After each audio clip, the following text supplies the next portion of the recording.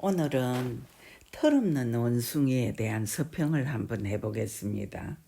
이 책은 1967년도, 그러니까 지금으로부터 한 50년도 더 전에 쓰여진 책이 되겠습니다. 분야는 사회과학 책이죠. 지은이는 영국인 데스몬드 모리스라는 동물 행태 학자죠. 이분은 옥스퍼드 대학을 나온 박사학위 소유자로 런던에 있는 유명한 동물원의 관장으로 재직했으며 저술이 나올 때마다 세계적인 관심을 받았던 그런 분입니다. 이 털없는 원숭이 역시 세계 20여 개국의 언어로 번역되어서 1000만 부 이상 팔린 베스트셀러라고 하죠.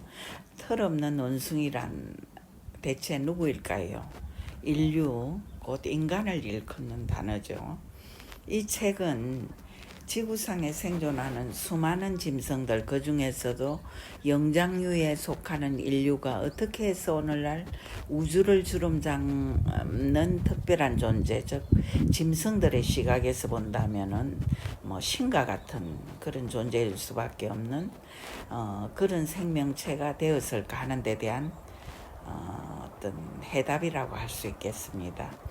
지연이 데스몬드 모리스는 인간이 사회과학적 혹은 생물학적 관점에서 어떻게 진화해 왔는가를 하나하나 되돌이켜보며 분석해 봄으로써 해답을 얻는 식의 서술을 해나가고 있습니다.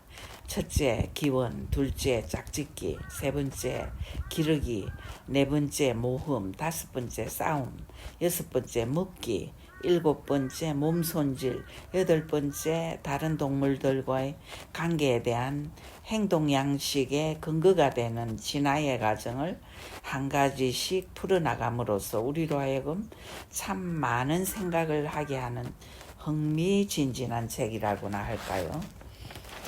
털없는 원숭이인 인류의 조상은 사실 다른 짐승에 비해서 가장 나약한 존재일 수밖에 없었을 겁니다. 고양이과 동물인 맹수에게는 날카로운 이빨과 칼이나 다름없는 손톱 같은 그런 타고난 무기가 있었죠. 늑대과 동물에게는 인간보다 수백 수천 배 뛰어난 후각과 예민한 청각이 있었지만 인간에겐 그 털없는 원숭이에게는 타고난 신체적 무기란 게 전혀 없었습니다. 심지어 달리기 실력도 다른 짐승에 비해 턱없이 열등했습니다. 선천적 무기가 없는 포유동물이 무엇을 해서 먹고 살 수 있었을까요? 숲속에 살면서 나무 위를 건너다니며 과일이나 열매를 따먹으며 겨우겨우 생존을 이어가다가 맹수를 만나면 좋은 먹잇감이 될 수밖에 없는 하찮은 존재였겠지요. 그런데 이 털없는 원숭이에게도 다른 동물에 비해 뛰어난 것이 딱 한 가지 있었습니다. 바로 두뇌죠. 우리의 조상 호모사피엔스에겐 이 두뇌가 생존 무기임에 틀림없었을 겁니다. 그들은 영리했고 그 두뇌를 점점 더 발전시키는데 전력을 다했겠지요. 그들은 몸을 수직 자세로 세워 손과 발을 다른 방식으로 사용하는 법을 알아냈고 또 뛰어난 두뇌를 더 개발하기 위해 전력을 다하는 게 생존법이다라는 걸 알아냈겠지요. 호모사피엔스의 두뇌 크기는 지금처럼 크지 않았다고 합니다. 그러나 오랜 진화를 거듭하면서 약점을 보완하고 장점을 발전시켜 나가는 진화의 법칙을 따르면서 두뇌는 점점 커졌겠지요. 그들은 마침내 나무 위에 열매만 먹고 사는 숲속의 원숭이에서 들판으로 나가 다른 짐승을 사냥하는 원숭이가 됩니다. 사냥을 하면서 혼자 사는 것보다는 무리지어 하는 사냥, 즉 집단적인 사냥이 유리하다는 생존 기술을 터득하고 그들은 나름대로의 사회를 구성해 나갑니다. 그렇게 되자 이제 사냥감을 넘치게 잡는 날이 생기고 한꺼번에 먹는 것보다는 보관의 필요성이 있음을 깨닫게 됩니다. 그래서 기지가 생겼고 즉 소굴이란 게 생기고 앙컷에 대한 짝짓기 본능이 구체화되면서 새끼를 낳고 기르고 즉 먹고 싸우고 짝짓고 새끼를 기르고 하는 행위들의 조직화가 이루어지는 거죠.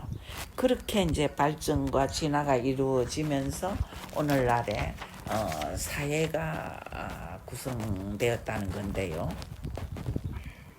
지금 사냥하는 원숭이는 일하는 원숭이로, 사냥터는 회사로, 소굴은 가정으로, 한상의 암수관계는 결혼으로, 짝은 아내로 바뀌었지만 본질은 애초에 원시사회와 똑같다는 말을 저자는 하고 있습니다. 이 책에는 또 이런 글이 나옵니다. 오늘날 많은 사람들, 특히 남자나 청소년들은 무리지어 놀기를 매우 좋아한다. 그것이야말로 떼지어 다니며 사냥하던 털없는 원숭이들의 속성이 남아있기 때문이다. 또 털없는 원숭이가 애초에 있었던 털을 없애고 매끈한 피부로 진화한 것에 대한 원인에 대한 해석도 우리를 흥미롭게 합니다. 털을 없앤 건 더위나 추위 같은 기후 조건이 아닌 짝짓기에 따라온 필수적인 즐거움, 곧 쾌락을 극대화시키기 위한 방편으로 그렇게 진화해 온 거다. 털이 없는 매끈한 피부가 다른 피부와 맞닿았을 때의 감촉을 생각해보라. 털이 있는 것과 같은 느낌이 될 수 없다. 그런 재미있는 주장은 또 있습니다. 이를테면 여자에게 유방이 있는 것은 그 옛날 먹이를 위해 혹은 안전을 위해 약한 앙컷이 수컷에 기대기 위한 방편으로 엉덩이를 들이대며 유혹하는 것으로 발현이 되었는데 직립인간이 됨으로써 앞가슴 쪽에 엉덩이와 같은 효과를 얻을 수 있는 유방이 필요했다. 공감을 불러일으키는 구절은 또 있습니다. 오늘날 지구에 사는 거의 대부분의 인간들은 동물 고기를 즐겨 먹는다. 일부 채식주의자를 빼면 육식은 우리 모두의 기호를 만족시키는 식재료다. 이건 역시 숲속의 원숭이에서 들판의 사냥꾼 원숭이로 진화한 우리 조상들의 식습관에서 비롯된 건 두말할 여지가 없다. 사냥꾼 원숭이들은 오직 고기를 구하기 위해 돌조각이나 나무조각으로 무기를 만들어가며 싸워야 했고, 그렇게 구해진 고기는 값진 식량으로 우리 조상들의 배를 채워주므로 고기에 대한 탐닉은 당연한 결과물이다. 또 이런 구절도 있습니다. 따지고 보면 우리가 살고 있는 도시는 동물원과 거의 비슷하게 설계되어 있다. 그래서 인간은 우리의 오랫동안 갇힌 원숭이가 그러하듯 오랫동안 한자리에 머무는 걸 몹시 지루해야 한다. 그들이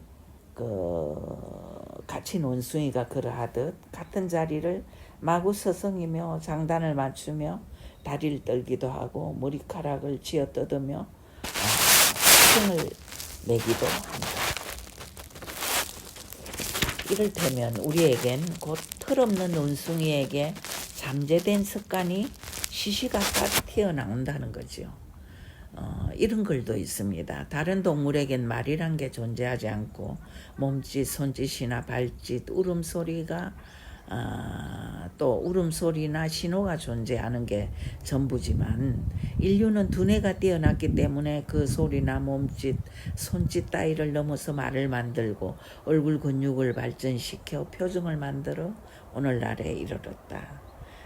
그러나 이 인간의 문화적 성취나 업적 뒤에는 어쩔 수 없이 이어져 내려오는 동물적 본성이 그대로 숨어 있기 때문에 시시각각 튀어나온다. 우리가 급할 때 내뱉는 소리가 말의 형태를 띠지 않고 급작스럽게 튀어나오는 것 역시 바로 오래전의 습관 때문이다.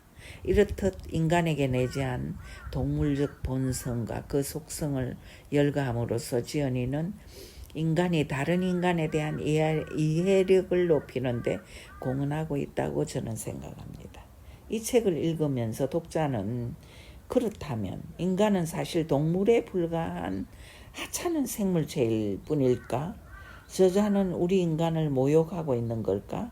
이런 생각을 할 수도 있습니다. 그러나 동물에 불과한 하찮은 존재가 시간이 흐르는 동안 동물만이 갖고 있는 야만성을 조금씩 벗고 정신적 성장을 거듭하며 이룩해온 업적들을 떠올리노라면 털없는 원숭이들의 놀라운 성장과 눈부신 발전에 경이로움을 느끼게 됩니다. 참 대단하구나.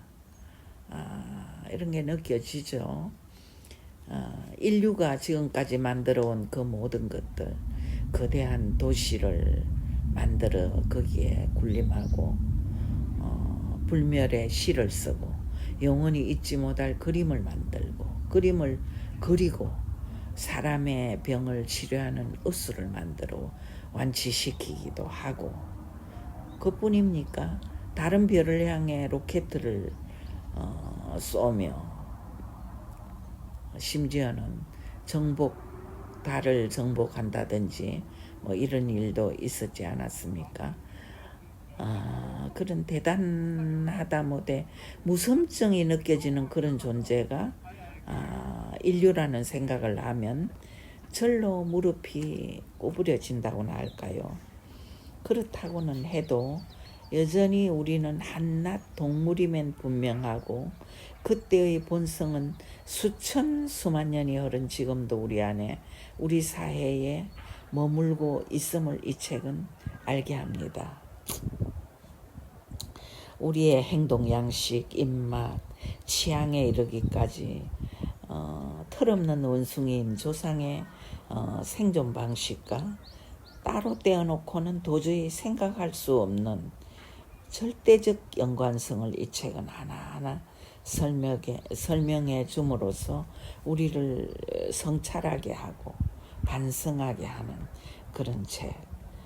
저는 새삼 흥미롭게 읽었습니다. 이 책은 사실 제가 옛날에 아이들이 학교에 다닐 때 사다 놓은 책입니다.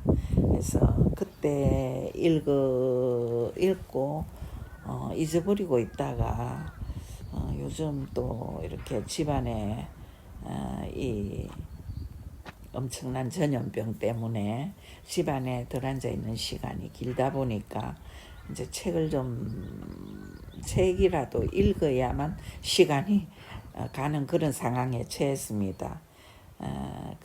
그래서 이제 이 책 저 책 뒤지다가 이 털없는 원숭이를 찾게 되었습니다. 그래서 옛날에 한번 읽었을 때 그 느낌에다가 지금 이제 연륜이 더해지면서 느끼는 그 감상이랄까요, 감동이랄까요, 그런 게 이제 더해지면서 이 책을 꼼꼼하게 읽었습니다. 그리고 이제 이 책을 나름대로 혼자 읽기는 좀 아깝다. 오래된 책이지만 독자들에게 이 책의 감상문을 한번 써서 올리고 싶다라는 생각을 하게 되었습니다. 그래서 하루 이틀 읽었습니다. 읽고 나름대로의 감상평, 서평을 이렇게 이제 전에는 책을 읽으면 그냥 책을 보면서 감상평을 그냥 입에서 나오는 대로 대충 메모해서 했습니다만 이번에는 조금 시간도 있고 이래서 제가 이제 대충 메모하지 않고 꼼꼼하게 메모를 했습니다. 그래서 오늘 이렇게 서평을 올렸는데요. 그러나 뭐 이 책의 그 서평은 저의 것만이 아닌 독자들의 몫이죠. 이 책을 구해서 읽어보신다면 제 서평이 조금 도움이 될 수도 있다고 저는 생각합니다. 어쨌든 건강 유의하시고 심심할 때 한번 보시고 나름대로 감상에 젖어 보시기 바라겠습니다. 감사합니다. 들어주셔서 건강하십시오.